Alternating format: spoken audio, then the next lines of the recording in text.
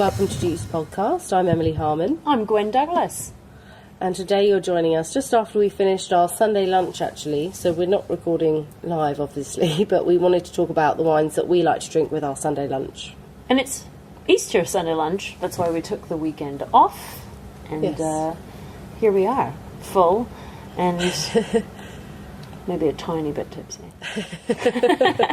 So we both brought a wine each, so I reckon we should start with your wine, actually. So I brought a wine that I was recommended by our darling Fräulein Brösel here in Berlin. It's called Le Soula. Terroir d'altitude vin du Fenouillèdes. Fenouillèdes. Yeah, so it's the 2013 Le Soula Blanc. So I actually just pulled up the fiche technique, the little tech sheet for this wine, because I wanted to check the blend. Because Le Soula usually is between a blend of different parcels, different varietals every year. And this particular wine, Le Soula, not this vintage, when I discovered this wine for the first time, like it stayed with me. I remember exactly when I tasted it the first time. It's fucking delicious. So I think I tasted it the first time either 6 or 7 years ago. I can't remember if it was raw to... Show off. Yeah, it was either 12 or 13 at the Raw Wine Fair in London. Really good. And I remember seeing it with a little bee on the side. I contacted the winery. Yeah, I think it was 2013 that I tried it. And it would have been vintage 6, 7 or 8 at that time. And I contacted the winery. I was like, I really want to buy your wines. Where can I find them? And I put it on by the glass, actually, when I was working at the Zeta. I have to say, I have a fondness for the label, even though it's simple. So simple. But the paper quality is really beautiful. There's a really Yes. nice tone to the paper, and it's a very nice label. It is a very nice label. It's very memorable in its simplicity. So what's quite interesting about this winery is that they have lots of parcels where they've got really amazing soils that give this mineral freshness to the wines. And I just looked up the blend because I wasn't completely sure, because it changes from vintage to vintage. So they have very low yields, 17 hectolitres per hectare, which is super, super low, and quite low pH for Roussillon. So they're on Côte Catalan, just above Spain. So the blend is 32% Vermentino, which at the time was around 20 years of age, 30% Sauvignon, which is very surprising, I think. Hello. We've had a few people commenting on our Sauvignon episode, so it's nice to see some little Sauvignon. And the vines were around 30 years of age for those. There's 20% Macabeo, 35 years of age, 14% Grenache Blanc, 20 years of age, 3% of Marsanne and Roussanne, around 15 years of age, and then 1% Grenache Gris, which is around 50 years of age. So tell me again what the main component was. So it's predominantly, in this blend, Vermentino, Sauvignon and Macabeo. So I'm going to say I don't know a whole lot about Vermentino. Yeah, I mean, it's interesting because Vermentino, also in the south of France, it's known as Rolle. Rolle. Yes. Okay. So you might have seen it. Yeah, I've seen it as that, under that name, but not under Vermentino. Yeah. Oh, okay. And I mean, Vermentino is quite fruity and a little bit floral in its youth, but here, obviously, because of the soil, like, you're seeing a different expression. And what I love about this wine, that whenever I try it, I find it a little bit like white Burgundy, but from the south of France. Yeah. See, I made the mistake because I was very drunk the first time I had a bottle of this, and I remembered that I liked it, and I said to you that I thought it was oxidative. Yeah, and that was a mistake, because it's not. But I think it does have this sort of Burgundy Jura because of the nuttiness, perhaps. Yeah. The sort of feeling of that. It was sort of a memory of that area rather than actually tasting like that. And this is, the vineyards are 100% biodynamic. They do use a little bit of copper and sulfur in the vineyards, but they use a lot of infusions of plants. The vinification is with wild yeast. They directly press whole bunches, so they don't stem anything. Okay. And then for 12 months, it's in a blend of 500 litre barrels and 2,000 and 3,000 litre barrels. It's a bit confusing, actually, the information here. So it says 46% of the wine is in 500 litre barrels, and then it says a mixture of 2,000 to 3,000 litre barrels. 9% of the wine is in, and then 48% in vat. So I guess that's stainless steel. So, so it's a mix of wood, larger wood and steel, which is why you don't have that huge oaky influence on the wine. Anyway, I love this wine. I have to say, when I bought it, it was a wild card because as we've talked about in the podcast before too, and our listeners know that I like to try things that I've never had before. So usually if I go in somewhere, I say I want this, this, this, and this, and then I usually say dealer's choice. So whoever's selling me anything gets to pick something that I get to bring home. And luckily, I actually was talking to Stephanie, and she suggested this one. She said it was one of her favorites, and she definitely did not disappoint. Yeah, I mean, this is amazing. This wine's iconic. An amazing Sunday lunch, like if you've got roast chicken. So good. I want to eat chicken skin with this, just like chicken skin. Yeah, because the saltiness of chicken skin. It's so good. And I think there are sort of like, everybody chooses different wines for different reasons for Sunday lunch. Like, what was your reason for bringing this wine for Sunday lunch? Chicken skin. That's pretty much the... Yeah. When I think of this wine and a combination of like a super salty, crunchy chicken skin, it's perfect for me. Yeah, because it's nice because it's still got that fruit. There's some delicate aromatics there. It's slightly nutty, the wine, but at the same time, it's sort of got this like creaminess. Yeah, it's really. I think if you're into Burgundy or white Burgundies, this would be an interesting step sideways. Yeah, 100%. It's a bloody nice wine. I mean, I was really happy when you bought it because it's one of my all-time favourites. Since she made me buy one bottle, now I've bought several, so I have some on hand at home because I really love it.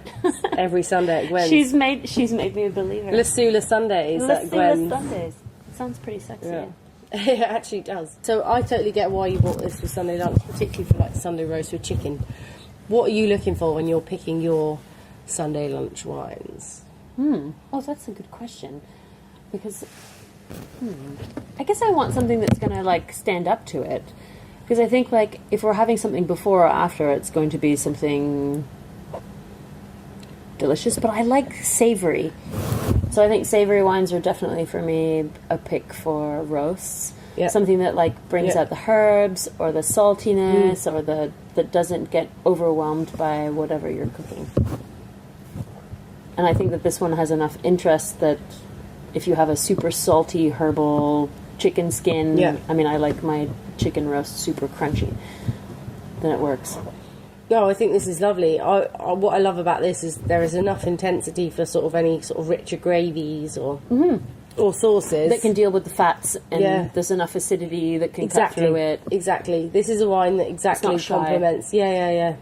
Chicken and gravy, potatoes, Yorkshire puddings. I mean, we had this when we saw the Greek wines. Like that one wine that tasted like sage. Like this would be something that I would want for... Yeah.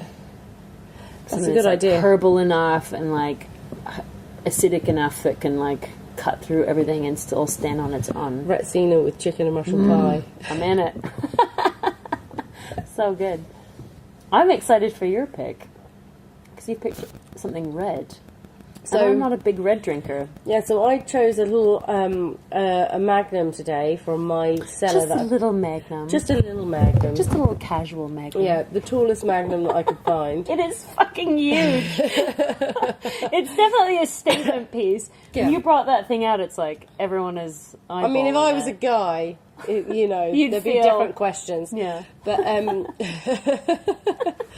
so I bought a Magnum of red, which is in a Magnum Riesling bottle. So it's in the very tall, thin, long bottles. That's not what every girl wants to hear, but you know. Yeah, they don't want to hear thin. No.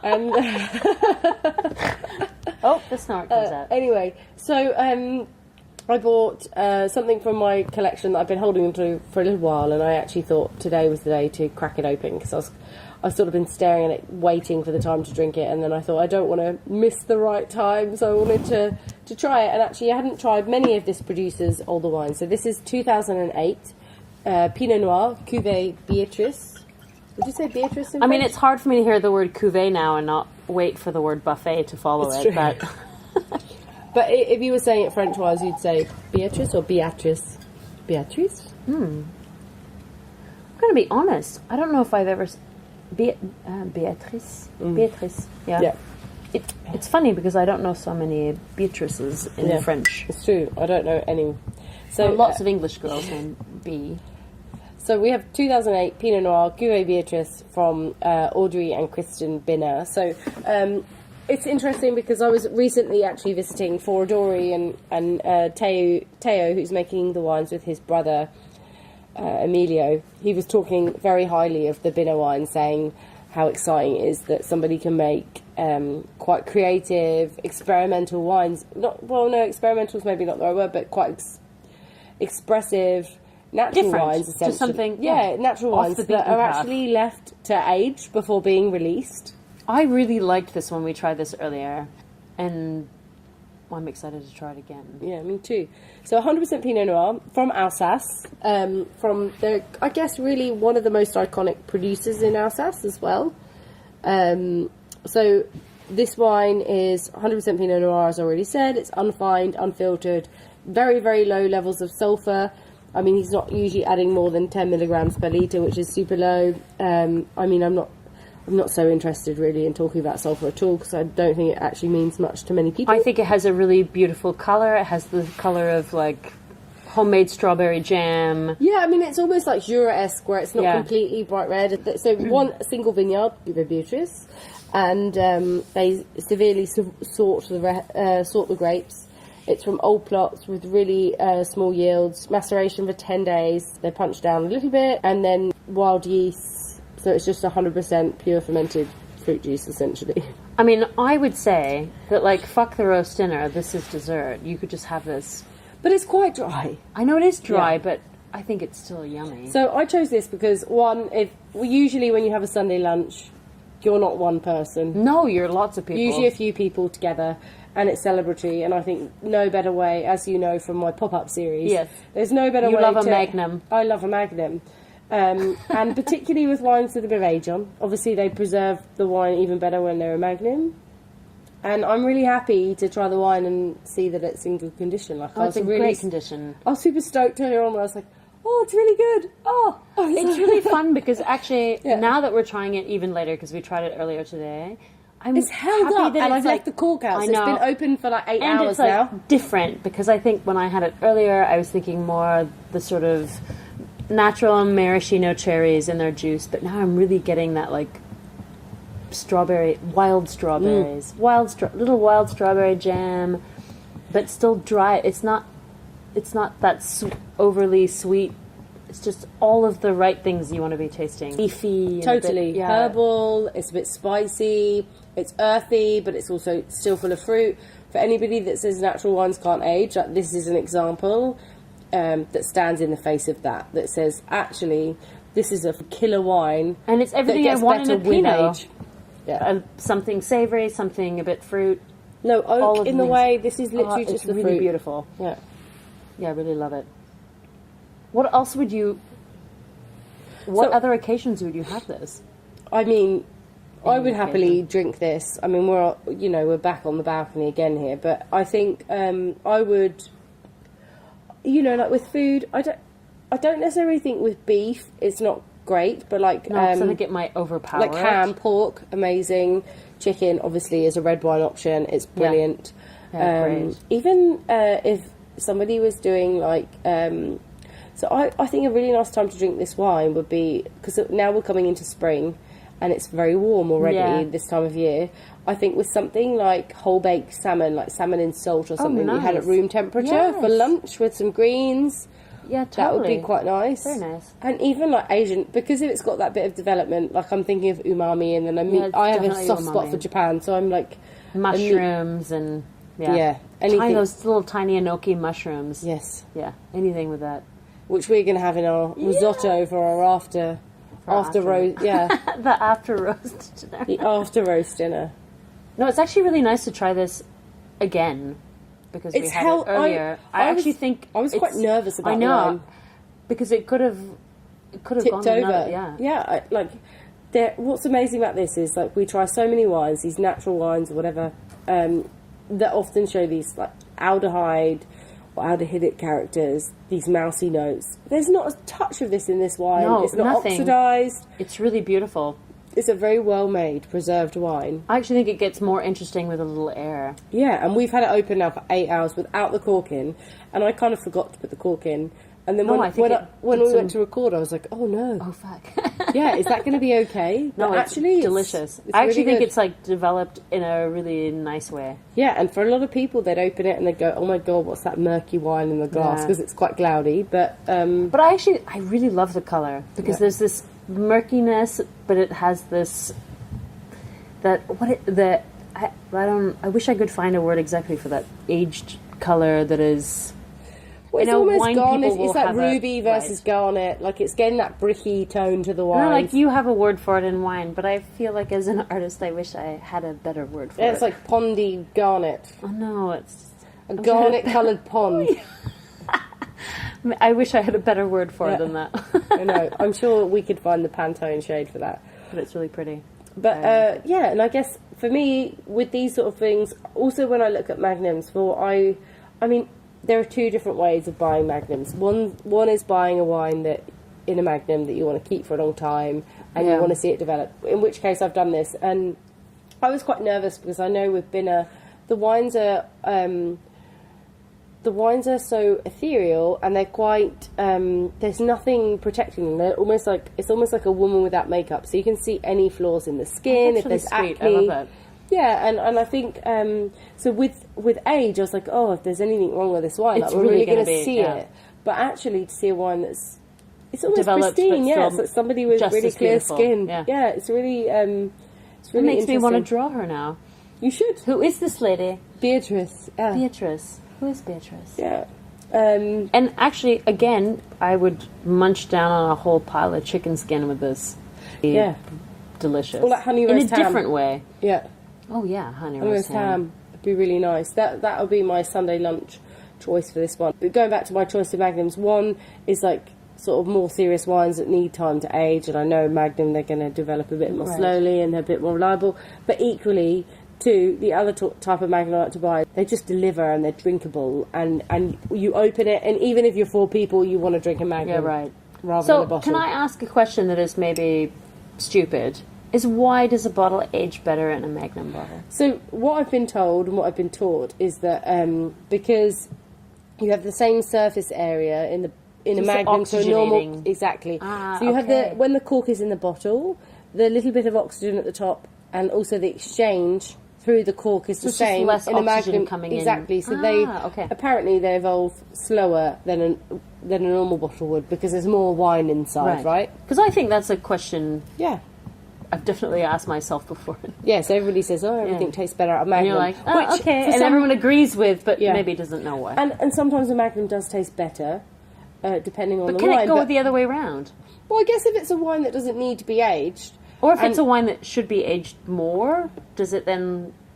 Well, it's just slower. Slow it down. Yeah, I guess it's a bit slower, but I guess it's sort of a safer bet with some particular wines, but it really depends on what you're drinking that for. I'm sure that this wine would have been delicious when I first received this bottle. Because you've had it for how long? 6-7 years. Love it. In my little collection. Self-control. I know, the whole time I kept looking at it, and the longer it went on, I was like, I can't open it. It became this thing where I was like challenging myself of like, no, that's why I opened it today. That's why I want to know why today. So I put it in the fridge because I was wary that it was getting warmer and warmer in my apartment. Because I've just changed apartments. I was like, oh, I don't know how this is going to hold up over summer. So I popped it in the fridge, and then it was in there, and I was like, oh, well, I guess we might as well open it in the fridge. And then like you've moved yourself to the fridge, so you're one step closer to my mouth. Yeah. And then I just thought, no, you're in the fridge. I just thought, how long am I going to wait for this wine? And I, it's very interesting, that film Sideways, where it talks about like sometimes the occasion is drinking the bottle. Sometimes you don't have to wait for the occasion. Sometimes that is the occasion. And today was that day. I'm happy it was today because I think this is really beautiful. Yeah. So, drink La Soula, drink Binner Mags. Can't recommend... Like, I feel totally spoilt by our Sunday lunch wines today. Yes. I think we've done really well. Yeah, we have. And I think this is a really good opportunity to tell people that sometimes it's good to wait, but sometimes treat yourself for no other reason than the fact that it's today. I mean, we've done quite well. 2013 La Soula and 2008 Cuvée Beatrice Pinot Noir from Binner. We've been quite patient. Yeah. But I think we've done well. Anyway, so thanks for tuning in. Let us know what you're drinking with your I want to know, lunch. what did you wait for? What have you been waiting for? And what did you put on the shelf? Yeah, and what are you cooking with your Sunday lunch wines as well? Absolutely. We want to know everything. So you can find us on Instagram at juice.podcast. On Twitter at juice_podcast. You can find us on our website at juice.show. And otherwise, it's me, Gwen, saying goodnight. And Emily saying goodnight also. Gonna finish this Magnum. Yeah. Watch out.